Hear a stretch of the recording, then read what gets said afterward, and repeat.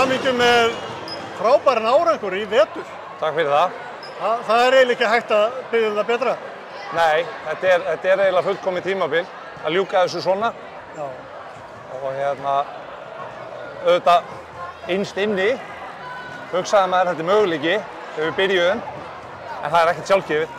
Við sáum það alveg í leikjunum á móti Stjörnunni og við höfum alveg fengið upp og niður í vetur, en þessar stelpur hafa bara stigið ótrúlega flott upp á réttum augnablikum. Og leyst af leikmenn sem hafa dottið út og bara fyllt í skörðin. Já, bara frá því við byrjum í ágúst, þá er hópurinn aðeins búinn að breytast og svo eru meiðsl og annað, en það er bara magnað að sjá þessar stelpur sem voru að fá færri mínútur, kannski fyrr, koma svo inn núna og skila þessu. Það er bara ótrúlega ljúft að sjá það. Já, ég trúi því.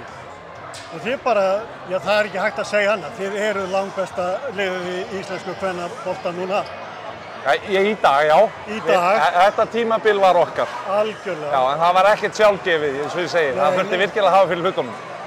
Og er þetta upphafið að nýrri gullöld í Keflavík? Erfitt að segja, en sko, það er svo margt sem getur breyst á milli tímabila.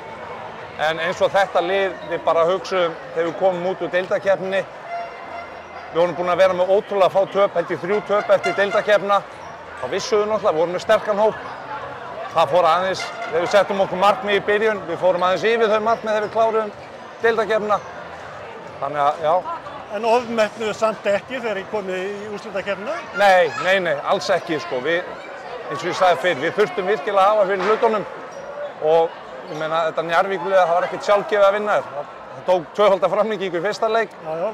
Þannig að við þurftum að hafa fyrir, en stelpunar bara... Það er tvíeldust svo í framhaldinu og það bara... Já. Við náðum í raun svolítið að spila okkar leik.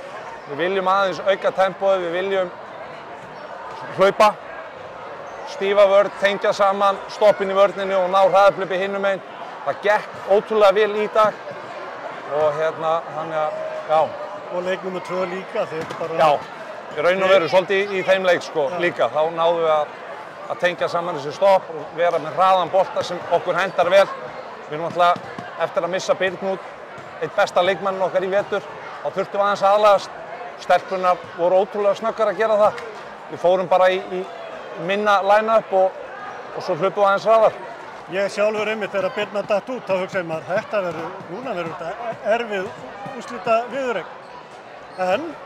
Já, sko, ég held að það hugsið það allir þegar þú missir eitt besta leikmann sem þú er búin að vera með í vetur. Þá hugsaðu að, ok, þetta getur alveg brotnað, sko, en við höfum verið með breiðan hóp í vetur. Stelpunar eru búin að vera ótrúlega samstíga í því sem þeir eru að gera. Og ég segi, það er bara einn dettur út, þó að sé eitt besti pósturinn í vetur og stíga bara hinnar upp. Það er enginn ein, heldur það koma bara margar og fylla í skarðið. Já, þetta er liðsheildin. Já, liðsheild, algjörlega. Hlakka bara til næsta tímabils og enn og aftur til hamingju. Takk fyrir spjallið. Já, takk fyrir það. Farðu núna að skemmta þér. Já, þetta er ekki má hérna.